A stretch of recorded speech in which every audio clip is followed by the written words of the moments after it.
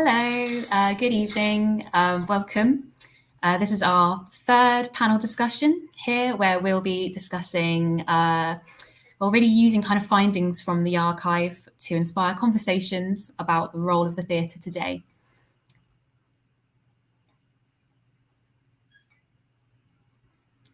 And we have one of our interpreters here to help with this evening.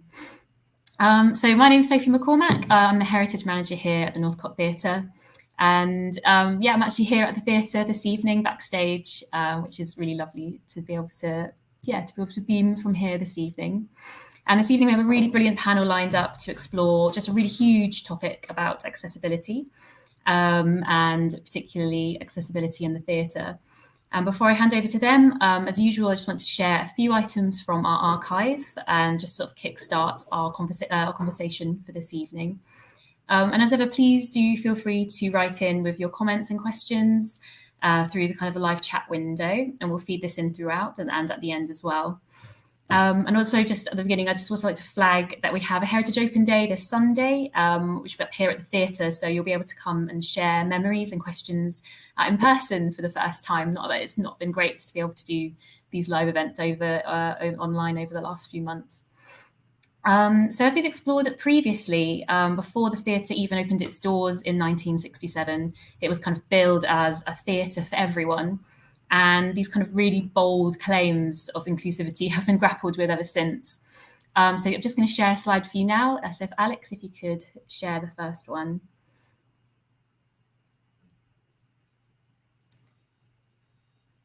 And so I've shared this image. It's a kind of image of a theatre brochure from 1969.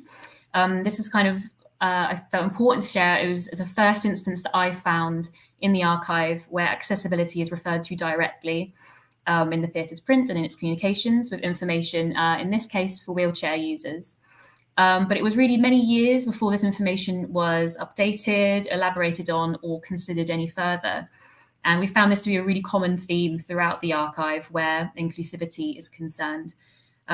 Previously, in previous panel discussions, we've looked at how diversity statements, for instance, that were written in the 1980s were pretty much unchanged in wording until very recent shifts in diversity language in the sector. And so it is also with communications and approaches to access and inclusion for disabled people. And this has really kind of left a legacy of very painfully slow change when you look at who is in our audience, whose stories are being told on stage, and who is working at the theatre and making the work that's being presented. So Alex, if you could look at the next slide, please.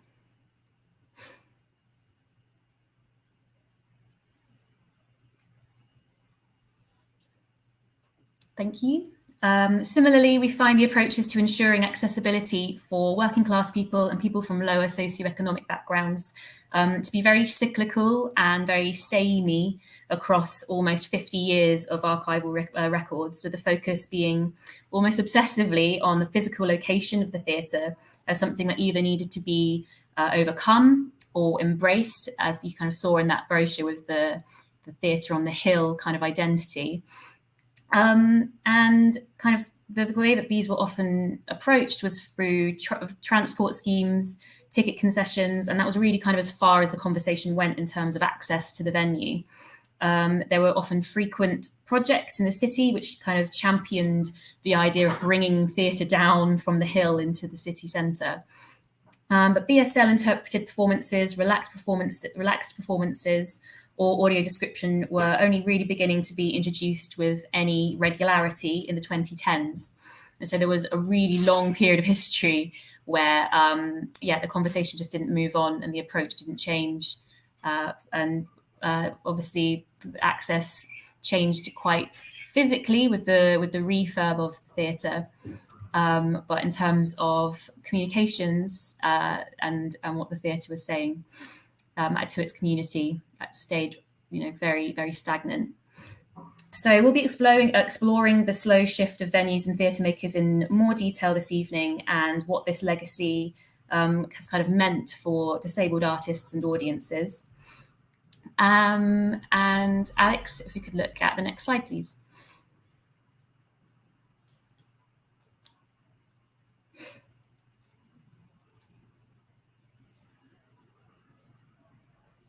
Thank you so much. So in 1970, as you've seen from that extract from a programme, the Northcote produced A Day in the Death of Joe Egg. It was a piece that was praised in the press for its progressive and important storytelling. It's the first instance that we see in the archive of any storytelling about disability. And it's also the first time that the theatre collaborates with a local service provider for disabled people in the production process. So Exeter's Branch House are credited for providing advice and equipment for this production. It's also one of the better known theatre pieces about disability, but the story is almost entirely focused on able-bodied characters and the complexities of their lives and their loves, with the life of the disabled character as almost more of a kind of theatrical device. And if we could look at the next slide, please.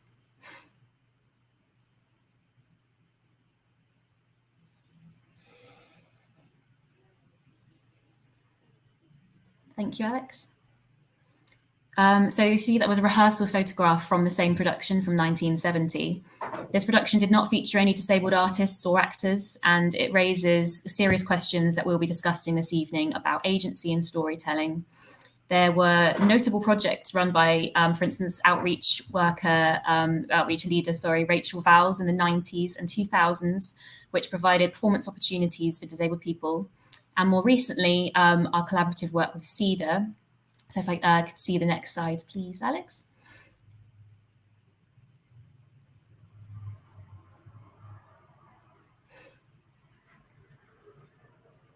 Thank you. So we can see through more kind of recent work, we're starting to see stories coming through that are beginning to shift away from victimhood and difficulty and trauma and towards more kind of complex, well-rounded stories that make space for joy. So while the theatre has previously approached accessibility as something that's kind of to do with physical space, location, kind of practical considerations, it does feel like there's been a real change in regional venues towards a deeper understanding about what the stories are being told. So we recently ran some workshops with CEDA, exploring the archive and looking at future programming, and the key message kind of from that group was that where the show happens, how much it costs, these are kind of important, but ultimately secondary to the question of, is this a story that I want to experience? So I'm really excited to hand over to Guy, who's going to be chairing to explore these ideas a little further with the rest of the panel as well. So Guy Newman is an audio describer for the theatre. He's also our sales and ticketing manager. And yeah, Guy will be chairing this evening. So I'm going to actually quite physically hand over to him because he's here in the office with me today. Thank you so much.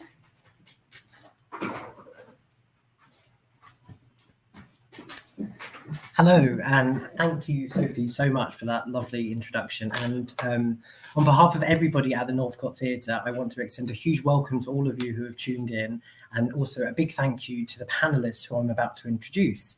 There's not much more to say about me other than, for those of you who may be visually impaired, as an audio describer, I'll just tell you a little bit about what I'm wearing and where I am. I'm in our marketing offices, and behind me there is some blueprints, designs of the theatre that Sophie has collated from the archive, and they're hung on a rail, like as if they're hanging up like washing, so quite creative.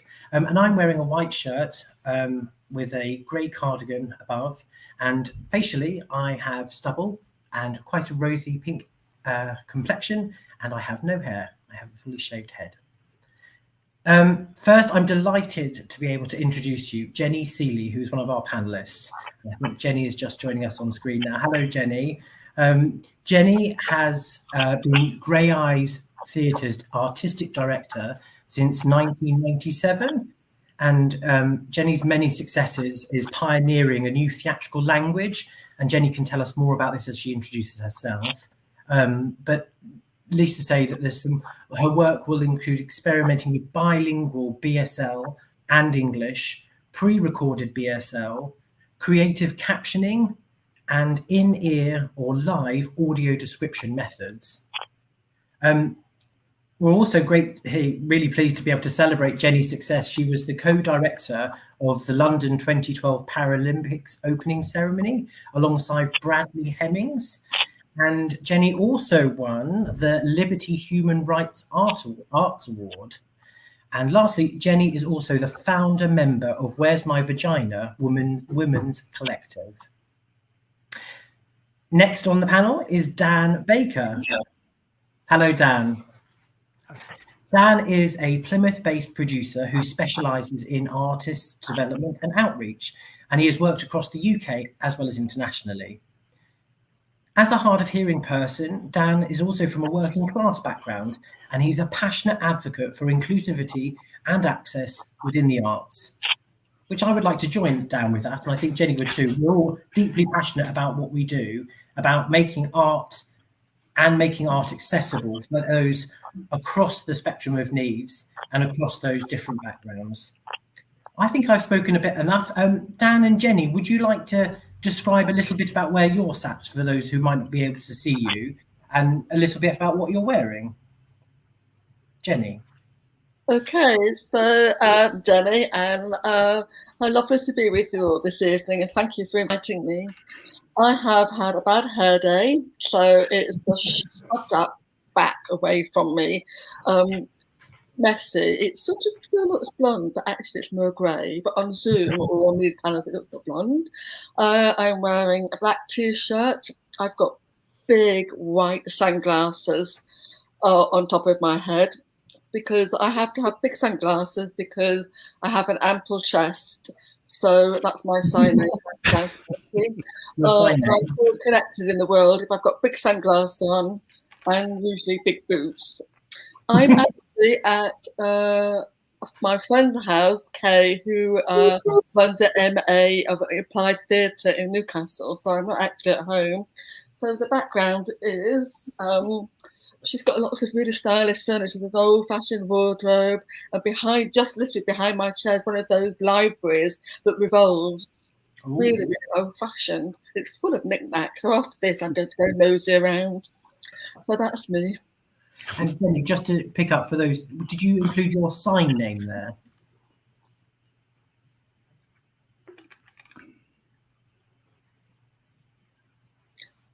Me, my sign name. Oh, so my audio described my name sign. Oh, sorry, how rude of me.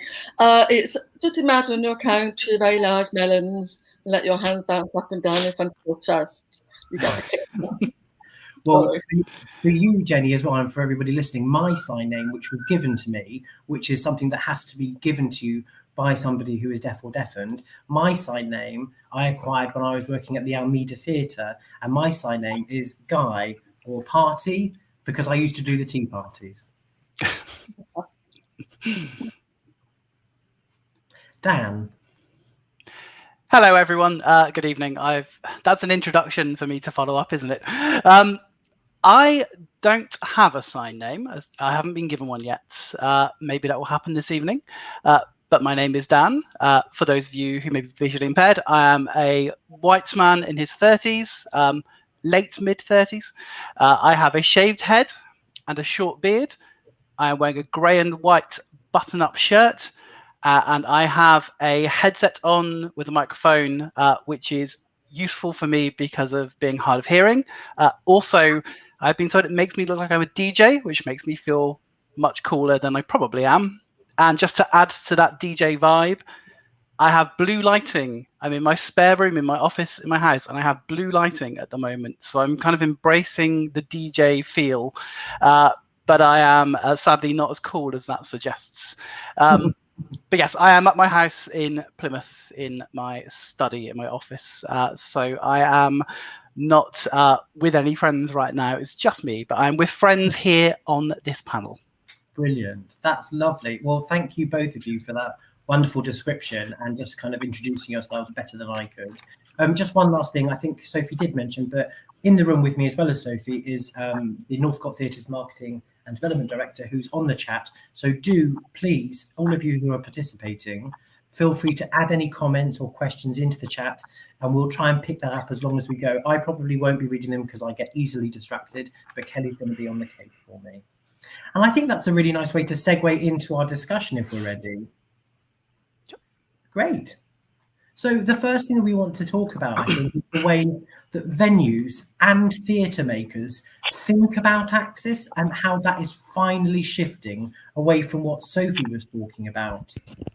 And so can we think about this, Jenny? What are the good initiatives that you as a panelist have experienced, or for you, Dan, to think about? What are the good initiatives that you've had the joy to experience? I mean, I think there's loads of things that have been happening. And as Sophie was talking, I was remembering Graeae being at the Northcote with the Changeling all those millions of years ago. And we had Jenny Draper was the actor signer, so every night was interpreted. But given that we had 2 blind actors on the stage, it was still only audio described maybe 2 or 3 times at a venue, or maybe just once. So we hadn't embraced the world of audio description then. So we've been on that journey the same as everyone else. And when I was an actor with Graeae, it wasn't very good. But I mean, there was no interpreters in the rehearsals. I don't know how I did it, but there was no interpreters. You have no, I did some, faffing my hands around in the name of sign language as my character. Really was making it up. So I didn't sound properly then. And then I don't actually now, but we were booked into venues that were not accessible. Yeah. And when we challenged the office, the Graeae office said, well, why? Why is that happening? They're saying it's important to go there to prove that we need access. I said, well, no, that's counterproductive. Because we can't do the bloody show. Yeah. So we were very savvy as a group of women. We would arrive, look at the venue. One place had sunken stage, so we had to go down steps. Had a wheelchair user with us, someone on crutches, and Kate O'Reilly, who's visually impaired, and they had pillars in the set, in the space. There was no way we could do it. So we created our own very instant forum piece. So when the audience arrived, we said, we're not doing the show. We did it outside in the car park area. And because you can't do the show, so that raised awareness. And when I first started as the artistic director of Graeae, we had less venues. We could really only go to the real small venues like Oval House, which was committed to access, and Jack and some of the smaller venues. But then over time, more venues have had to take real commitment to physical access. The journey of access in terms of sign language, captioning, audio description has been a lot slower. Yeah. And for many, many years, the only shows I've been able to access on my own. Yeah. And definitely theatre, Birds of Paradise. But the mainstream world suddenly got wise and thought, actually, the stuff that Graeae does and other disabled-led theatre do, we're smart.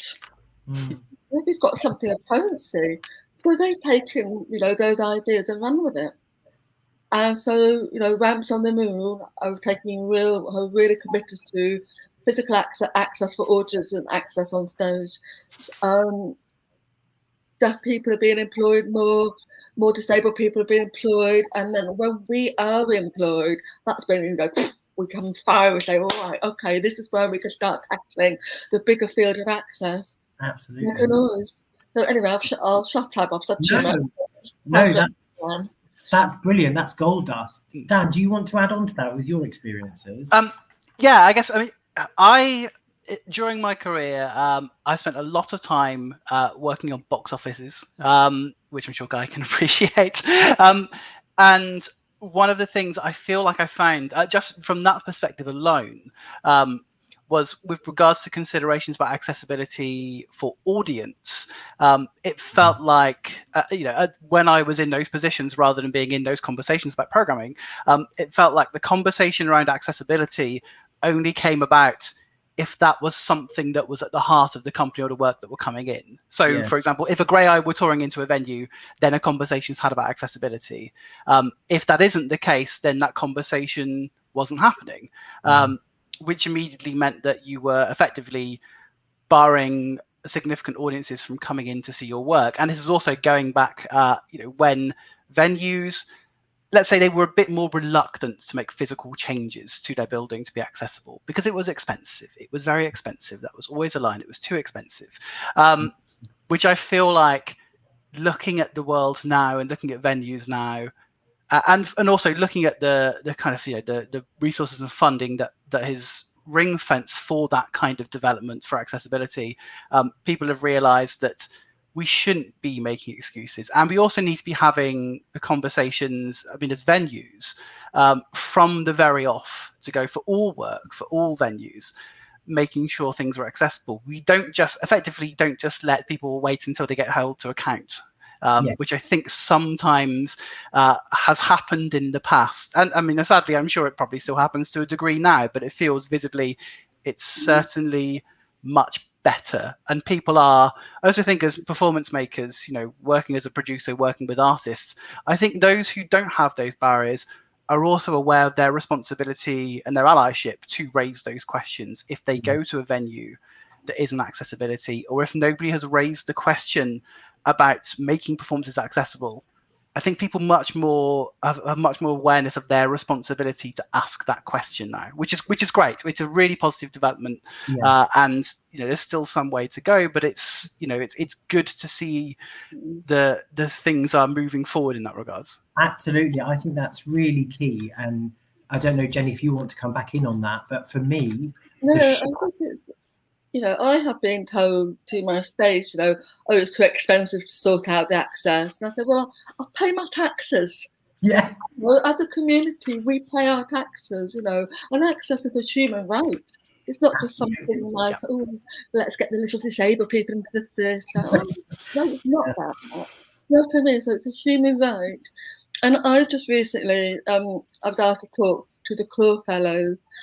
And, in my own sort of direct, deaf way, said, no, I really do feel that some of those organisations that just won't touch access or don't believe in it, if they are funded, then they shouldn't be funded until they prove that they have to do that it's the mind shift as well as the physical shift. Yeah. If you know what I mean. Because, when we started going to New Wolsey, some of the access backstage was a bit like, and I can remember Sarah Holmes saying, this is not going to work, is it? And then some of the chippies in there saying, no, come on, we can build a ramp, we can do this. And the heart and the willingness to start off makeshift just to get us there. The attitude was open and we wanted to go there. Where there's some place where the access is so wow, but they really don't want us there. Really? So I know where I'd rather go, if you know what I mean. So there's still the biggest barrier in access is attitude. I would really go with that and wholeheartedly agree with that. The attitude and cultural change that is happening, or the shift, going back to the kind of lead in on the question, the cultural shift that is happening for venues. And also, as Dan said, for audience members, I don't know if Jenny or Dan, you've come up against this. I know that I have against the box office, where you may have somebody, a member of the public, they ask that question, is it going to be BSL signed? And what does that mean? And does that mean I can't watch it? And does that mean that there's somebody at the side signing? Well, yes. So actually that attitude is changing for our public as well. And everyone is becoming more inclusive. My favourite anecdote of all time is when we were at Nottingham Playhouse doing Threepenny Opera, a real massive crowd of deaf, disabled, neurodiverse, non-disabled acting musicians. It was big, and most of the actors were out in the foyer busking, and we were also getting the audience to sign petitions, save the Independent Living Fund. Yeah, so we really loved the vibe, and then they get the cue to go backstage to start the show. And one of our arts officers happened to be sitting next to an audience member who, when she saw John Kelly and some of our other artists on the stage, she just went, oh, those people that were busking, that they're on the stage. They're going to be taking a takeover. Where's front of house? They need to get them off. And then the music starts, the big red curtain comes down, and John Kelly starts singing, and this poor woman goes, oh. The penny dropped. But if we are present more often than not, then it becomes the norm. I hate you that you're doing that word, but you know what I'm saying. Oh, yeah. The kind of question of an issue of visibility, it's a really big thing. It is, I think that question that you were saying, Guy, about the question of, oh, is it BSL? Is it captioned? And the sense of people going, either I don't want to go because it's not as good an experience, yes. Which, I mean, first thing first, is incredibly disrespectful to the people who made the show and performing to suggest that it's any different. But also, it's, it's to make that work accessible to other people. But also, I'm sure in some time we've all been to a performance where there's a kind of accessibility provision that's made that isn't specifically for us. But it hasn't ruined our experience or changed our experience of that piece of work at all. What it actually does is, theatre is a communal shared experience. And what it means is you're getting to share that experience with more people. I mean, surely that's only a good thing. I would certainly rather sit in a full audience than in an empty audience. If we're doing more to make those houses more full, that's a positive. I fail to see where there would be any negative to having more people to come and see a show. And speaking as a producer, it's never a bad thing to have more people to watch your show. Absolutely. The bottom line is let's sell some tickets and let's get a full house and bums on seats, and let's make it accessible to everybody in the community. They are lovely examples of notable changes and projects. I hate to be the negative Nelly, but are there any areas that you think that are still not up to scratch that what would you change that as pioneers for access? If you had your wish list, what would you love to see, or what's not up to scratch? Oh my God, there's a million things I would like. I mean, just because it's just in my head, because I've just had a conversation a few days ago with this lovely young actor who has a shorter arm, well, without the arm really. And her audition for drama school, they asked us to do 20 press-ups and said, oh, if you can't do that, then you're not good enough to come on our course. What? And it really upsets me. Of course. Really upsets me. But we're getting a lot of those, especially around people with visible physical impairments. Yeah. And there are still, Graeae will be launching our ongoing verbatim piece, which charts the discriminatory things that people have said to my community, which is shocking. In the early days of being at Graeae, directors would say to me, but Jenny, we don't really want disabled people on the stage because it makes our audience feel a bit ill, which is, that they said that to Nabil, which is why Graeae was set up. Yeah. So it's like, no, so we're fighting. Yeah. It's happening. But what I really want is more deaf and disabled directors. Yeah. Because we really understand from lived in experience access and the aesthetics of access and how we can play with it and how it can be, not fiction, it's theatrical, it's real. We could give that authenticity. Yeah. And we need to have more disabled directors need to have that opportunity, because that will also really support cultural shift within an organisation. Yeah. That's my one big one that I'm challenging at the moment. That's amazing. Well, I think all of us watching would wish you the best with that. And just to say thank you for sharing that very sensitive story. And I'm sorry if it made you upset sharing that, but I want to thank you for sharing that, because not everybody knows that in the industry, those practices and those barriers to inclusion are there. I sometimes think that people fear that they could talk about disability in a way they really would not talk about race. Yeah. And not just physical. Like, oh, wow. And not just physical disabilities as well. I think also we're just being joined by another. I think we're having a changeover with Signer. So hello. What was I saying? Yeah, that it's not just about physical disabilities, but we also I'm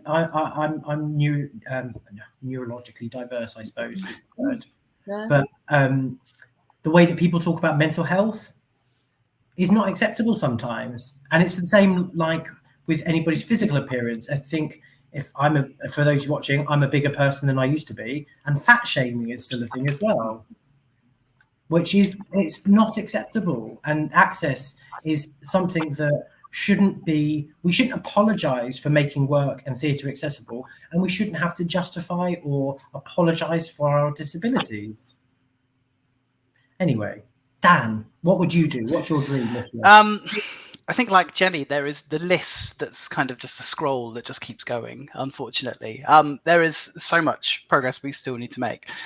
Not to kind of dismiss how far we've come, but there's still a long way to go. I think there's a big thing for me is just consideration of intersectionality. We talk often about barriers, and we talk about them in isolation. So we talk about disability, we talk about race, we talk about socioeconomic status. When you really look at these things, so often they don't just come one at a time. For a lot of people, they are connected. For a lot of people who live with disability, they are they have lower socioeconomic status, because naturally that has an impact on their ability to earn money, potentially to find work. They may be relying on the welfare state, which isn't always the best thing in the world for anybody with barriers. If we talk about just one issue, we're not really doing the work that we need to do. And I think sometimes in the arts and in the theatre world, we take on one issue at a time. We go, okay, this is the issue of the day. We need to have a conversation about disability. We need to have a conversation about race. And it feels like sometimes people pretend that there's only capacity to have one conversation about one thing, where people are living with these multiple barriers and multiple issues day in and day out. And it's kind of disrespectful to just act like you can only think about one of them. It's something that we really need to, to be prepared to tackle head on. And I also think on the back of that, often people in positions of power are afraid to do anything for the fear of getting it wrong. Yes. And I don't think personally that is the best approach. I think a willingness to say, we will try something, we appreciate it may not be perfect first time out, is better than just going, oh, we might get it wrong, let's not do it at all. I feel like that doesn't give us any progress if we just stick with what we know, because it feels safer. And again, because it's not safer for the people who need that support and that ability to access, it's safer for the people who should be taking the responsibility to make those changes. So to me, like, being afraid isn't an excuse to not try and make the world a better place. We all are afraid of things day in and day out. But if we can make a change that is for the benefit of a number of other people, I think we should be at least giving it a try. And we should be willing to say, maybe we'll get it wrong.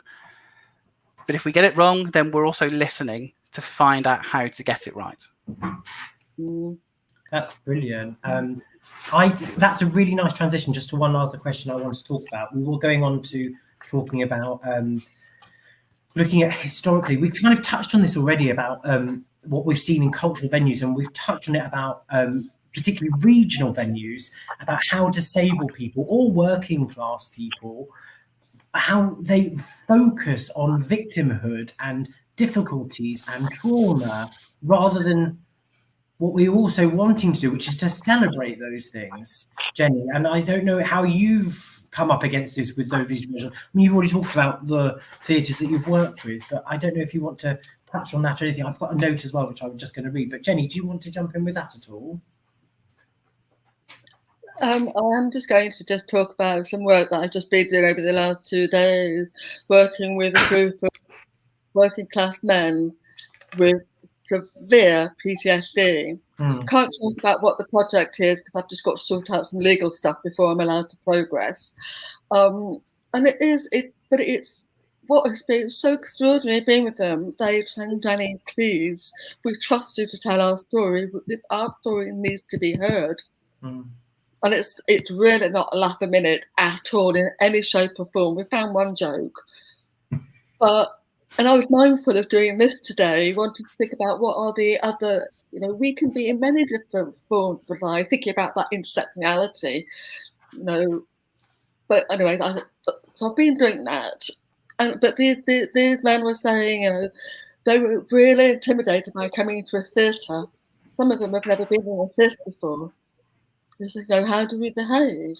Mm. You think, you behave as you. Yeah. It's your space. You have every right to be there. But Yeah. there's still elitism about what a theatre is and whose stories are heard, and their stories will be heard. They watch this space. I think for me, doing Reasons to be Cheerful, my glorious punk, jury-inspired musical, I never had so much fun in my life. Our rehearsal room roof was coming off, and my office team could hear all the music. It was more, and yeah. So I am looking for the next big musical that we can do and we can crack on. But the Graeae programme is a real mixture over this next year. We've just started real life rehearsals. God, I didn't know what to do when I had to do the introduction. It's been so long. And it's a beautiful play by Zahid Khan, and it's about the experience of being in a mosque for 10 nights during Ramadan. And it's about a young man really searching for his faith, searching his backups, and look just more. And it's bilingual with a hearing actor and a deaf actor. Mm-hmm. The Curbs is all about young people. That will be a Coventry City of Culture, directed by our love Nikki Wilding. And that's about young people and sex. Young disabled people, shock horror, do have sex. Yeah. They might have to circumnavigate their bodies and all the rest of it. But, come on, get real. It's 21st century.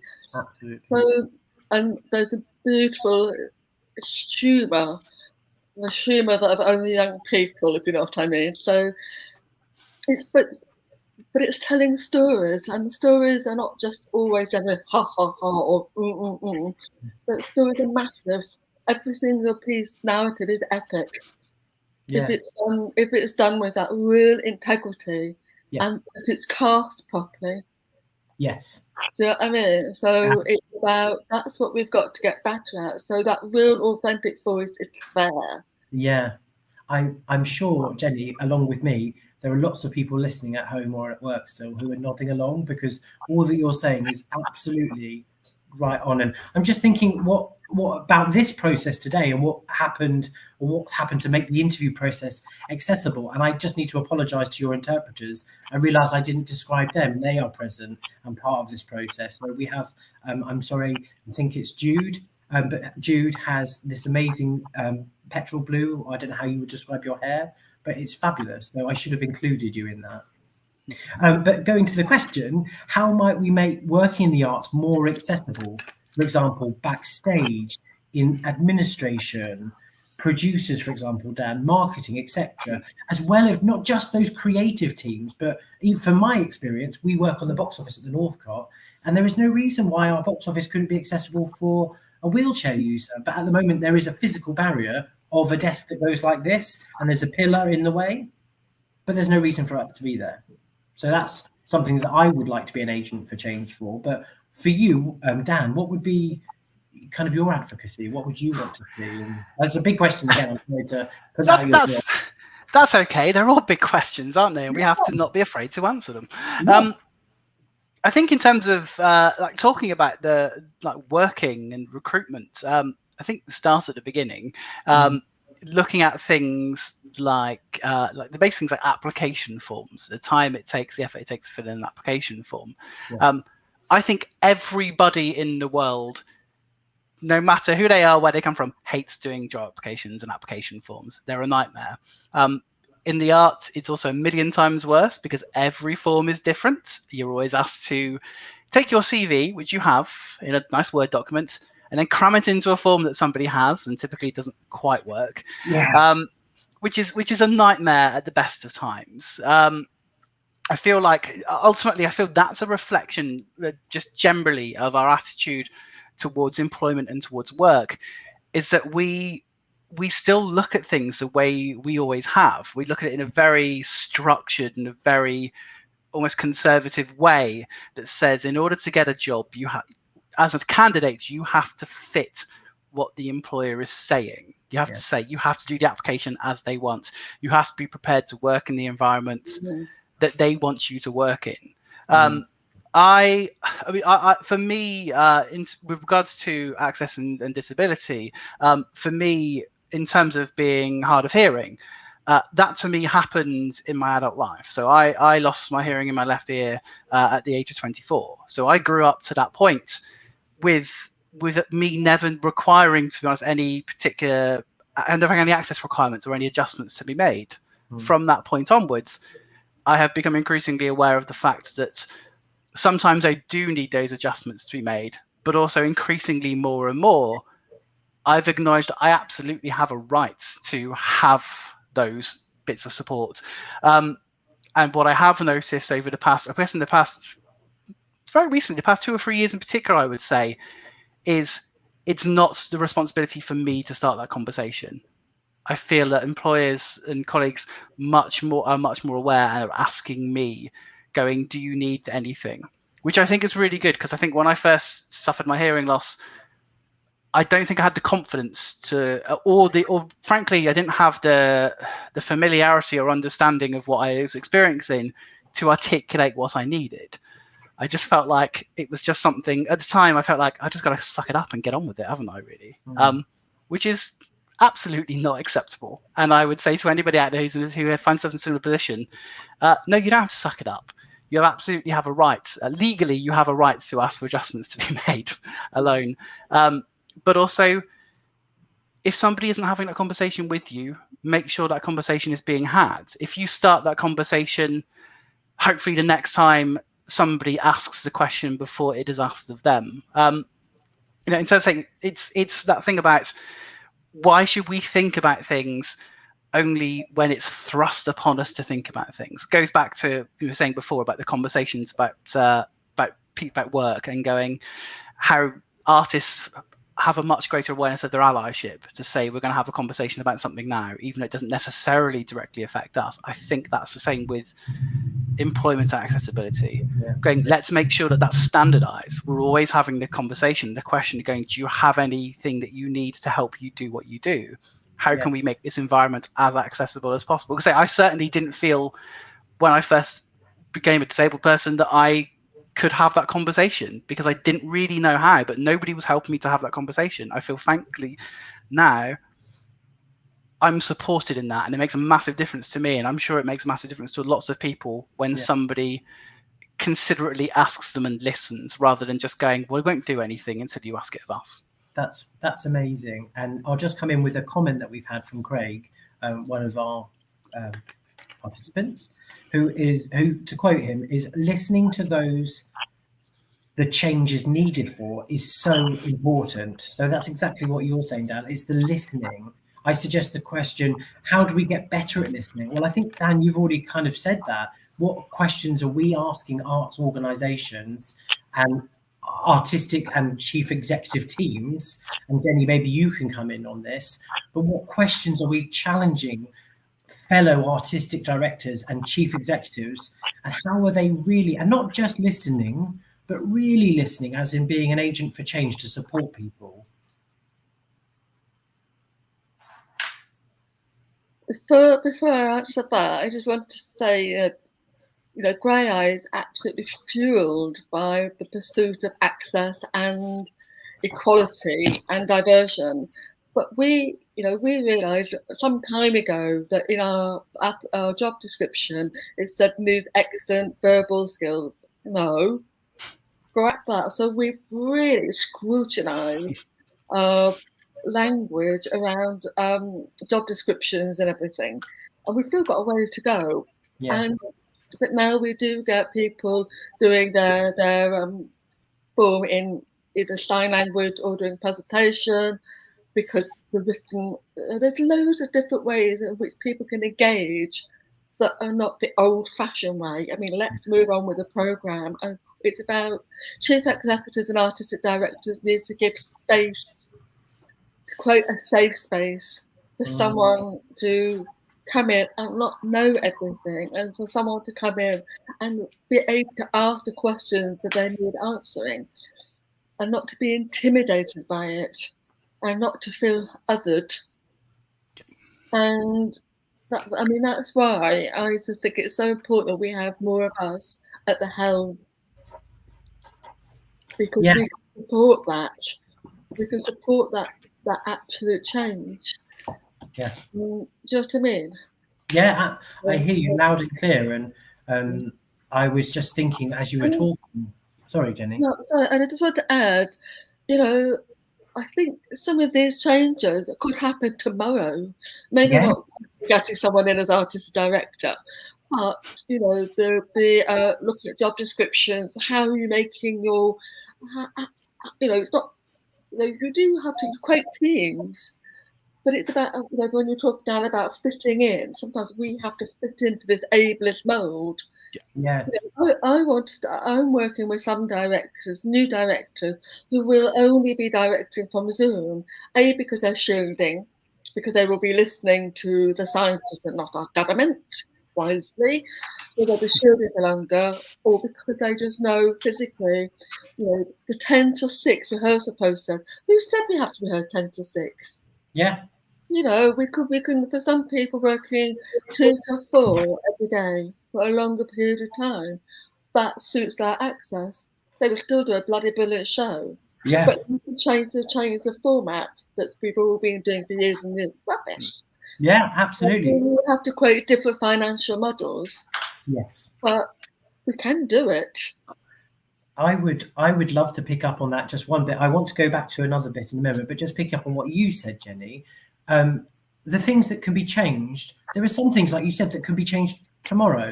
And that's not just within the artistic background, but Dan, I don't know if you would concur, in the booking process and the Northcote Theatre is trying its hardest, but we've got some way to go about those with access requirements and having the same access to tickets. At the moment, you have to either ring up or book online and book via an email, whereas somebody might want to book at the middle of the night their seats, and why not? We're all busy. And looking at the impact of COVID that's had on access, I mean, just thinking about our box office, we've changed our operating times and it works. There are times that we have to change and things force us to have change and be that agency for change. And I'm just thinking about the storytelling, going back into that, looping that back in, and who are the artists and the theatre makers creating work about their lived experiences that we should know about? I don't know, Dan or Jenny, if there are things that you think, I mean, who are these real agents for change and storytelling and the outcomes? What are those outcomes? What have they been? Dan. I mean, to use actually a very local and relevant example. So Paddleworks Theatre, who are an Exeter theatre company and who the Northcote have worked with quite extensively, actually. They make work for young audiences, but also one of the brilliant things that they do is they have a model of co-creation. They work particularly with the Exeter Deaf Academy, and they create work and they adapt their own existing works to have integrated BSL and to work with young people as well. I think that's what's one of the things that I come from a background of working with young people, is it gives those young people the experience of creating high quality performance work, and which is very much it's cheery, it's positive, it's a fun experience. It isn't that kind of, we've kind of made reference to talking before, these tragic tales, these awful tales of people living with disability, and actually going, that's kind of sends the wrong message to a lot of people, because then people make an association of going, you only see disabled people on stage. It's to tell you how terrible it is that they have to live with disability, which is just awful. Look, watching Paddleboat make their work and watching the young people involved, as an audience member, you appreciate it as a piece of work in its own right, and it's excellent work, and it's brilliant work for young people. It's also a really good example of co-creation, which I love, which I absolutely adore, the fact that it doesn't segregate work being made by and for disabled people, for those who don't have disability. I love the fact that it's just this kind of beautiful, harmonious process of creation, and it's really enjoyable and heartwarming work. And it's local. That's the great thing, to be able to be on this panel and talk about it. It's an Exeter theatre company. I love the fact that we can talk about that. Absolutely. And I'll just go off of that. There are two examples. Paddleboat, I know, will probably be joining in on the discussion, Katie, Michael and Hattie, their work during COVID, they had to sort of make changes, and I was very lucky to be an audio describer on one of their digital projects, the Dream Maker, I believe, I forget it. But Gillian says another similar project with Cedar, which was a project with kind of a bit of co-coordination with the Northcote Theatre, and it definitely deserves a mention, and Gillian's absolutely right, was When the Wheels Come Off. I don't know if either of you, Jenny or Dan, heard of it or got to see it or watch it. It was audio described, and it was, I believe, captioned.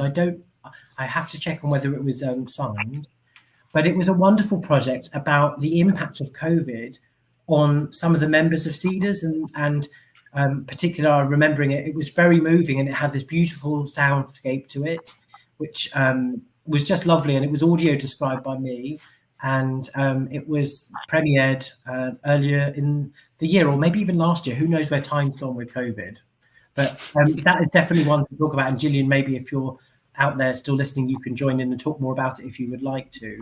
But I'm just going to kind of encourage those that are listening, because I'm just conscious of the time is running away with us, that we would love you to ask any questions in the chat. I don't know if we have the facility for people to verbally ask their questions, or if it's just digitally through the chat to ask Kelly, or ask anybody to type it in for them, or anything like that.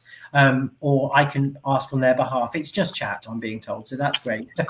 I'm sorry, I put some expectation out there that we can be interactive. But one thing I wanted to say is the last thing about what can the panel share with people watching with the discussion, the things that should or could change right now in their practice or places of work. And I would just like to kind of, where I was touching on about, for me as the box office hat on, that we would, should and could have an access list which enables customers, anybody with access requirements, whether that be somebody who's their personal care assistant, to book tickets independently, because your disability should not hold you back in any way, shape or form. I know people have said it to me hundreds of times. My disability isn't holding me back. The world around me is holding me back. Do you know what I mean? Well, that is the social model of disability. Yeah. Yeah. And I think, you know, everyone needs to really understand that, and everyone really needs to understand what ableism means. And I think box office, I think ramps are doing this, where every single box office message is do to anybody, every single time, do any of your members require BSL, captions, large print? So that becomes a mantra. Yeah. And there may come a time one day when that person who's been going to your theatre for years and years and years will suddenly think, oh, actually, I do need captions. Yeah. Definitely. And even thinking about today, it was a question that we raised. How could we do captioning live for today? And I think technology wasn't on our side. And so for anybody who is deafened or hard of hearing, I hope you have been able to follow along. And if you can't, the recording will be published on our website, and you can follow the captions, which will be post-production. But if there are those who are in the chat who want to raise that question, it's something that we and myself and the team would love to make it possible, maybe for our next chat about this, because I think the ongoing dialogue and discussion around about access in the arts and bringing back in the socioeconomic element to it, we are such a building of change at the Northcote at the moment. We have projects and participation, and Lisa Hudson, who works collaboratively with Cedar and with children and young people, and with her NYC classes. It's a mixed ability, and those with access needs are included and made accessible. Sorry, Jenny.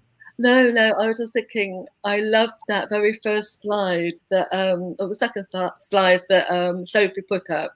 You know, oh, what a wonderful war. You know, Joan Littlewood, political theatre, fantastic, and a festival of young people's theatre. Oh my God! Yes. You know, where are the festivals for young people's theatre? Yeah. You know, the demise of theatre education breaks my heart, because that is the background. As a theatre education actor at the Half Moon, Red Ladder Theatre Centre, that was my companies to work for. And, you know, they're still going. but we need to festivals to encourage young people to come to the theatre, encourage young people that it is a profession. Yeah. And for you, you might not be able to afford to go to drama school, but maybe you don't need drama school. Yes. And I can remember my ex-partner, Danny Braverman, saying he was really fighting for every single actor, famous actors, for the programme. If they've been to youth theatre, yeah, put it on your bio. Absolutely. Really, the lack of youth theatres and the accessibility of some youth theatres, but it's a fantastic way for young people to learn. I get that experience. You know what I mean? That's a lovely transition back into the kind of broader question of access. And Dan, I might bring you back in here, as well as my own experience as somebody who went to a bog standard school, although be it in Surrey, it was a comprehensive.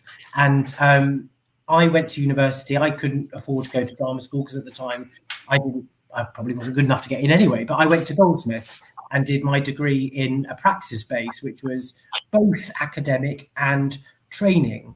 And I was very lucky, although I didn't have any money, I got sponsored to go to study abroad for a year. And that really changed my life.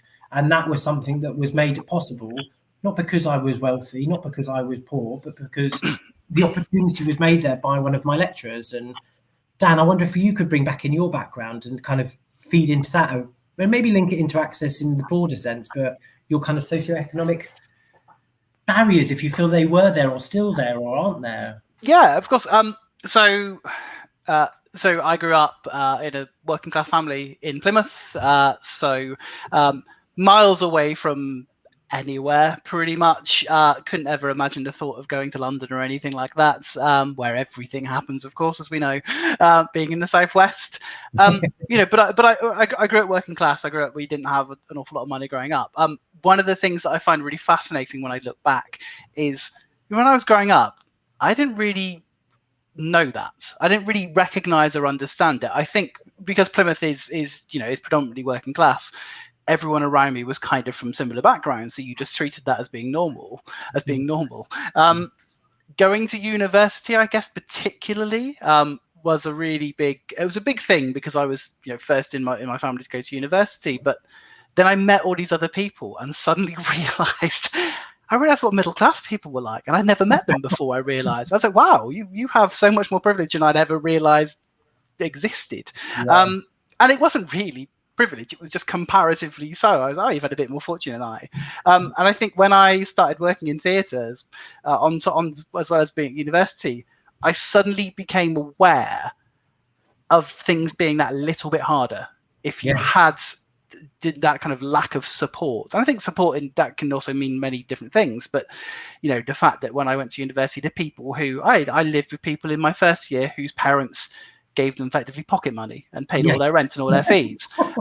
When I went to university, I had to work for a year before I went to university to afford to go to university, and I worked constantly throughout university to survive. And I applied for hardship funds when I was there because I was really poor, and I wasn't living any kind of life of Riley. I was just trying to get a degree and work. So I didn't really recognize until I started working in theatre quite how hard it was going to be to work in theatre as a person from a low-income background. So it was a bit of a shock to the system.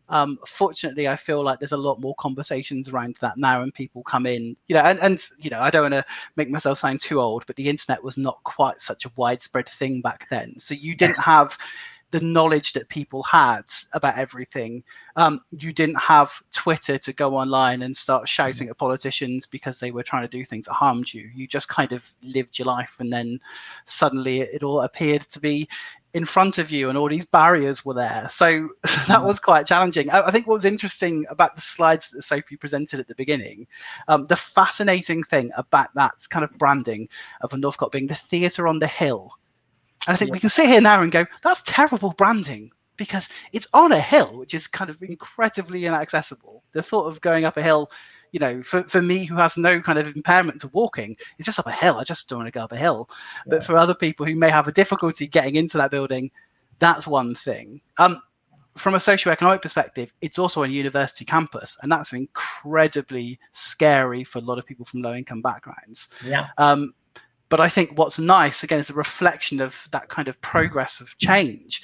It's looking back at that bit of kind of publicity and branding. The Northcote Theatre would never use that now, because they realise there are so many barriers that inherently come with the location, that it's a case of going, okay, what we need to do is look at how we can change things and make our building more open, rather than celebrate the fact that we are an incredibly inaccessible location. Absolutely. And going off of that, I think there are things that I would join up with you and agree wholeheartedly. I think I'm probably a little bit older than you, but of the same experience. I worked during my third year of my degree because I got to a couple of weeks before Christmas and realised I had £13 left in my bank account. So I was walking from Deptford to New Cross rather than getting the bus. But then theatre changed my life because I got a part-time job at the South Bank Centre, and that was my first foray into box office, and look where I am now. But going back to what you were just talking about, Dan, and also that transition into the arts from university. And Jenny, and I don't know if you feel this in Graeae, and I'm sure you don't do this, and we don't at the Northcote, but the amount of people that I said, well, I'm going to go do an internship, I'm going to go work for free because I can be supported by somebody else to get into the industry. And that practice seems to have becoming less and less prevalent. But I know that when I graduated back in 2004, a lot of people would say, I'm going to go do some work for a marketing agency or a theatre producer for 6 months to a year and not get paid. Who's paying their rent? Who's making it accessible? Why is that arts world still nurturing that sort of behaviour? And we have a question from one of the panelists who said, it was talking about allyship, and I think that we'll come back to that one. But what we do at the Northcote to include those with disabilities to access work and be part of the process. But I suppose, what are we doing, which is to take away those socioeconomic barriers that the university face for us? We as the Northcote and part of the Welcome team want to be as welcoming as possible to everybody. And the university, rightly or wrongly, from an access point of view, have a barrier. They are almost making it as inaccessible as possible. And it just comes down to not just the topography or the geography, but parking charges. I hate to be the bearer of bad news, but car parking charges may be coming into focus for us, and you can only pay via an app. Well, if you're visually impaired, it's hard enough for you to get there anyway. And then if you're maybe somebody who has additional needs, you might not have a smartphone, or you might not be able to access the telephone number. So if there is anybody listening at the university, hopefully we can work together with you to make sure that we make theatre and the journey to the theatre at the Northcote really accessible, because we can't wait to welcome you as an organisation, the Northcote, anybody from any background. And that comes back to what you were saying, Dan, about people wanting to have bums on seats. And that's all we want. We would love to have every night of every show, 460 people ready to enjoy the performance and for it to be made accessible. Can I just ask, I'm assuming that you are also doing live streaming, because there's still many people who, for lots of different reasons, mainly COVID related, are not coming back to theatre just yet. And it's been a really interesting observation, those theatres. I understand that we need them, it's economic, we need to get up and running, but it's become those theatres who said agreed, yes, we will continue to be socially distant, it's safer for disabled people to come back to, and those theatres just gone off, we're back. And it's like, oh, hang on a minute, again, we pay our taxes, so it's really quite painful. And for Graeae, we're back in the rehearsal room, but knowing that we are really caught between a rock and a hard place, we wanted to be a theatre company, but being really, really mindful of the best way we can be. We have to improve on this, but how do we have those digital offers so that there's still cultural democracy and inclusion? Because we can't assume everyone's going to come flooding back. We can't. No, absolutely. And I think the Northcote had to have a change of direction during COVID and lockdown. And I'm just thinking, and maybe Kelly maybe wants to jump in, but Antigone was a project that we live streamed because we couldn't have people. It was still COVID. The lockdown was on us, but we wanted to share work, and that was live streamed. And we're making that work, and we have a second kind of installment of that run coming up. And I think rightly, we want to make it accessible and audio described and BSL interpreted and captioned and all the things that you can do. I mean, you can make it very relaxed, and you can make it because it's somebody's watching from the comfort of their home. And we do it with our Christmas show and our pantos we've done previously. I don't know how much we can touch on this, but it is also another factor of being a dementia-friendly venue, and that is coming up in kind of its prevalence. And there's a great chap who might be on, Andrew from Derby, who did a lecture on, or not a lecture, a forum on being dementia-friendly venues and what that means and what you can do as a box office or as a venue. And I think being able to go into the community through live streaming. So we have a great relationship with various centres and homes that support people with their living. So I'm thinking about nursing homes that would welcome a live stream into their nursing home, because for the best will in the world, the Northcote only has 6 wheelchair spaces currently, and we only have 10 headsets for audio description, and we have BSL interpreters, or we are waiting for our caption box, and hopefully we will get there for our hard of hearing audience.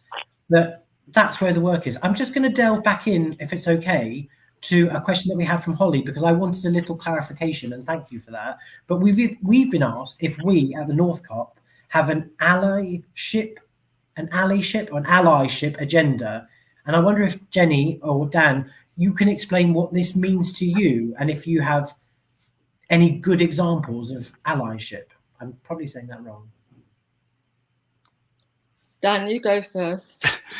Nicely done, I guess I've not seen or heard of any kind of formal examples of this idea of some kind of compact, a statement that explains that an organisation have that allyship. You know, there are venues who are dementia friendly and have the kind of kite mark that says they're dementia friendly.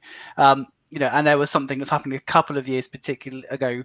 A lot of venues were declaring climate emergency, which was motivated a lot by young people, I have to point out. God bless the young people. They care about the environment. But a lot of organisations were making those statements and proclamations publicly. I don't know personally of any venues who have publicly stated allyship. I feel like maybe that's not to say they're not doing the work, but I feel like maybe that's actually a really good thing to do, is to make public statements so that people know that they are allies to people who suffer from, you know, who have barriers to engagement, because it helps people know that yes, there's a conversation that is happening, that is ongoing.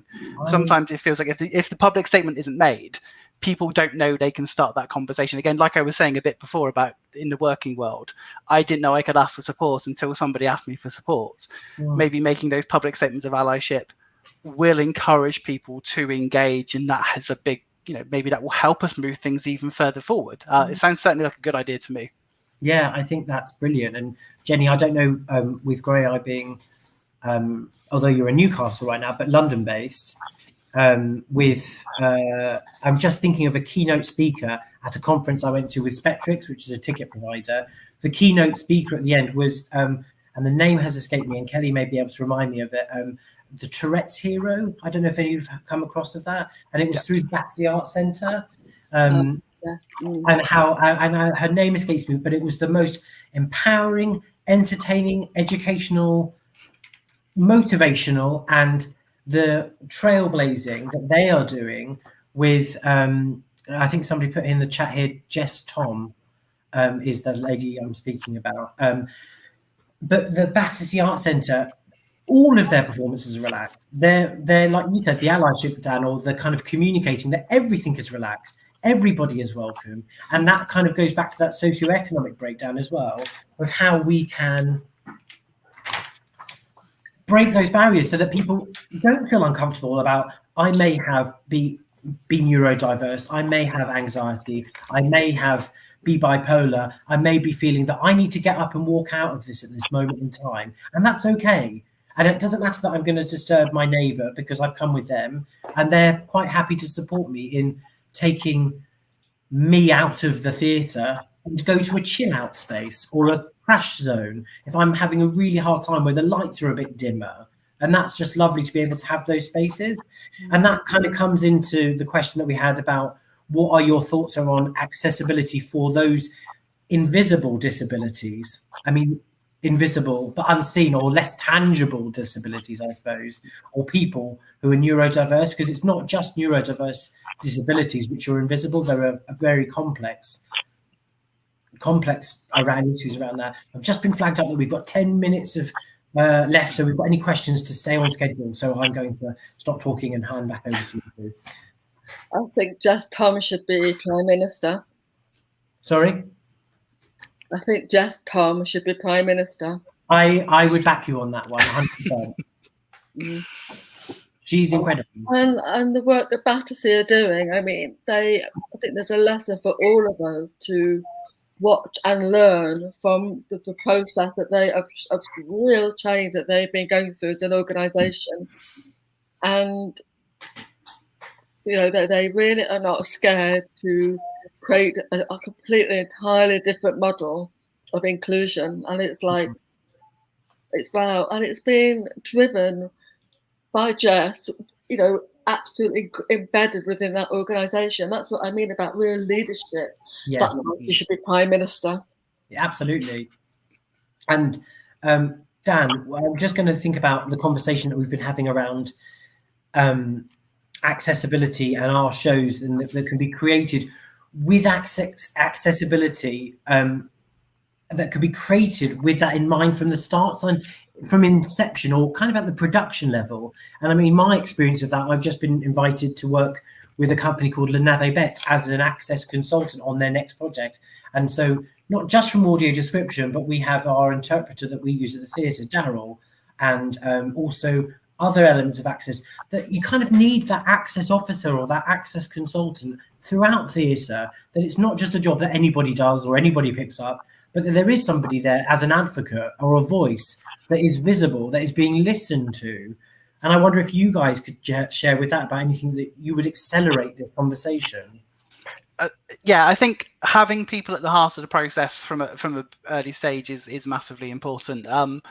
You know, I'm sure Jenny will have probably seen this herself, the conversations where somebody who has no real understanding of access because they don't have that need themselves, just as a kind of absolute statement says, oh, this is what we'll do. You know, so often it's like, oh, we'll chuck in a caption show. That will do. Yeah. That's fine. Which is, excuse my language, it's crap. It's not the way in which we move things forward, because there's a level of appropriation there, which is saying, rather than have a conversation with somebody to have an understanding of what the need is, we'll just go, we know enough. It's fine. It's absolutely fine. I think you see now, you can tell, whether you know or not, you can tell the examples where work is made, where companies are producing, where venues are presenting, where there is somebody with lived experience at the heart of that process. You can just tell the understanding is there. Yeah. As an example, a Trigger had the Hatchling, which is this giant dragon puppet, which happened in Plymouth a couple of weekends ago. And one of the things they had is they had a kind of access document that covered various different ways in which the performance would be made accessible. And you could tell both, I mean, simply that document existed, but the way it was presented and the consideration that went into the making of that process, you could tell that there were people involved who had lived experience, who were there to ensure that the steps that were taken were the best steps to be accessible. Now, I think it goes without saying, it's going to be impossible to hit everything. You know, it's not really a case that you can say, like, you know, I can sit here and go, I have a disability, I'm hard of hearing. I cannot speak for the needs of every person who is hard of hearing. I can only come from my own personal lived experience and the understanding I have from talking to other people. But I recognize that, and that's very important. And it's important that we all recognize where we need that lived experience, and we need to have those conversations. We need to make sure that we are putting people at the heart of processes who can inform everyone of the best approach or good practice, rather than just us making unilateral decisions and going, this is probably good enough for them, it's absolutely fine, which has happened historically, but hopefully is happening increasingly less and less in the current days. Yeah, I think that's brilliant. I just want to bring in a little flag up for those, and ask for us as well, that we have 5 minutes left. And so if we have any final questions or thoughts, I would like to use that 5 minutes for an invitation to all of those listening to ask their questions, but also just to turn the panel around a bit as well, that you've shared already some really joyful experiences, but for you two, are there any questions that you want to ask of the audience or of other people? Because we've been asking you questions throughout this evening. I mean, maybe you won't get an answer back. I mean, you won't, because they can't talk. But what answers would you like to have? Because I know for me as a describer, when I'm working on the Heritage event, which was taking place this Sunday, shameful plug, but we will want to talk about how can we make that as accessible as possible. There are things that people will come and experience, and we're kind of having a bit of a dialogue and working with some of our joyful, and I'm thinking of our participants, users. Marilyn, who is somebody who utilizes audio description, will come and consult with me on what she needs to access our Heritage event. And I just wonder if you could share anything joyful and finish on a high, because this needs to be a celebration, and just to give you that opportunity to ask the Northcott and me as the host any questions. I probably won't have the answer, but just to make them maybe rhetorical. I suppose the question I want to ask is, what is the all singing and dancing, fully accessible show? What does it look like? Because we've never done it at Graeae. My God, we're on a mission to do it. We've got, we're a company that doesn't sit on our fanny and go, ha, ha, we've done it. The company found on so many fuck ups of getting access wrong. Yeah, it really is. The mistakes are humongous. How do we learn from them? Yeah, and they're driven by this pursuit to try and get it right, but we haven't. No. And it's like, well, so it's about getting as many people around the table to really understand the real broad intersectionality and diversity of access and lived experience. It's about keeping it all on the table, because it's human. Yeah. And theatre is about human experiences, the good and bad. Absolutely. And that shared experience and that community. And I just, when listening to you, Jenny, thinking about it, and maybe Dan, this links into what you were saying about people being afraid about getting it wrong. We all make mistakes, and it's what you do. It's how you learn from them. It's how you move on. It's how we grow and develop and improve and be our best selves, both organisationally, creatively, and from an access point of view, because I think it will come across to everybody that's watching, all three of us and everybody involved in the process, including the interpreters and those joining who've given up their time to listen today. I won't swear. We are just so passionate about theatre and access and levelling the playing field.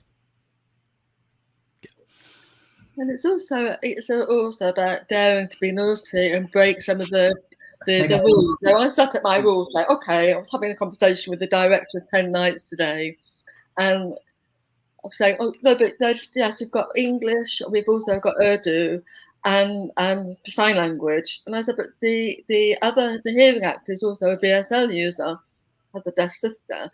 So sometimes they can sign. So does that convention work? I said, I don't know, but try it. Yeah. Break the rules. Audience like it when you're naughty. As long as everyone gets everything by the end, you can change how they get it. But you always have to have equality at the centre of it all. Yeah. Then you can mess around with it. So Dan, I love it at Graeae shows, and you must have this at the Northcott, when a blind audience are laughing about something that they have privy to, that a hearing audience, hearing sighted don't. Yes. Yes, there's some in BSL jokes.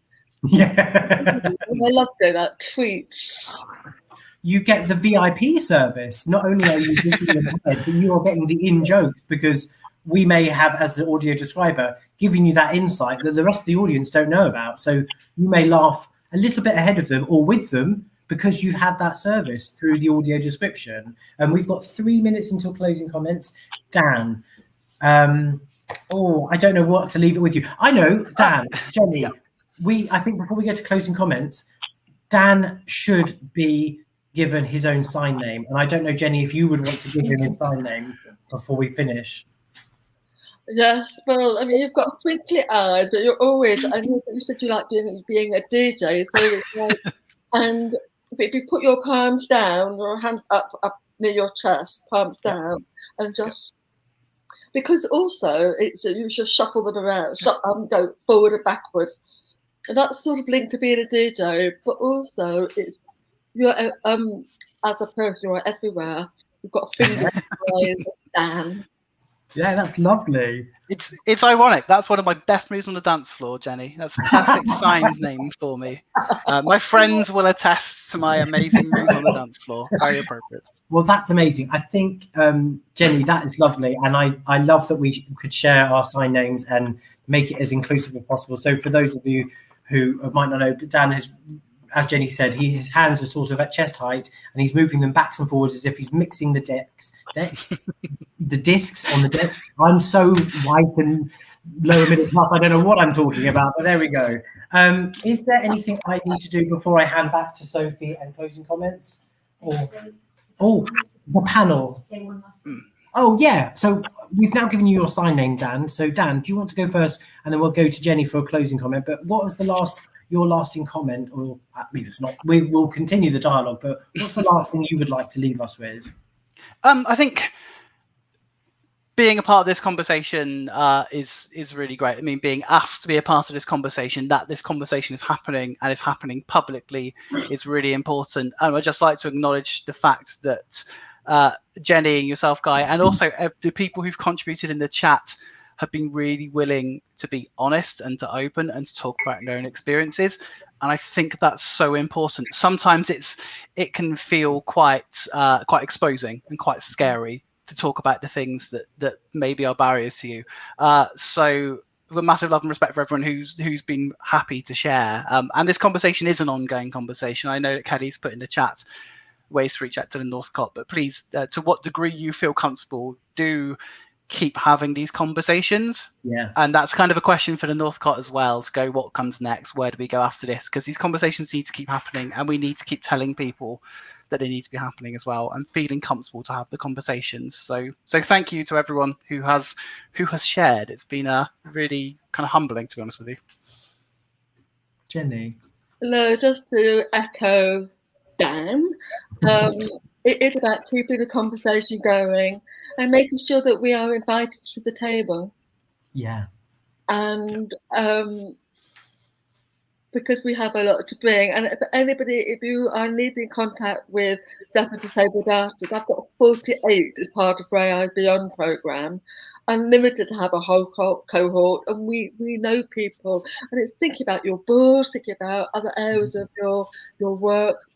Where are we present? Yeah. And just let's keep. And when you make mistakes, share them. When you make successes, share them.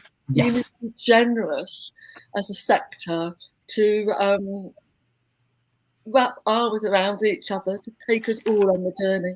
Yeah. I think for me, my closing comment would be just leading on from that.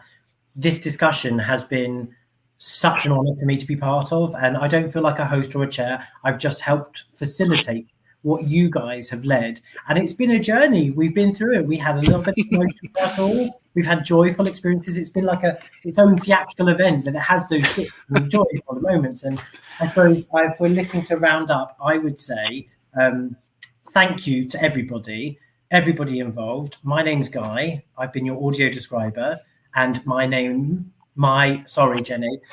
My name is Guy, and I'm signing my name, party planner. And I'm going to bring in Sophie and Kelly as well, if they want to join to say goodbye, because I think we're kind of there. We're getting closing comments, but so let's, as a group, we'll share the room. So we are all inclusive. So this is Kelly. again, Kelly, and obviously you remember Sophie from her wonderful introduction. And I've been Guy, and this has been Jenny Sealey. And we'll put up all of our everybody's access comments and access how to reach out, because that's the best thing. If we want to continue this conversation, which I really hope we do, get in touch, make yourself heard, and let's keep going. Yeah, thank you all. Thanks, everybody. It's been a really wonderful evening. Goodbye, everybody. Good night. Bye.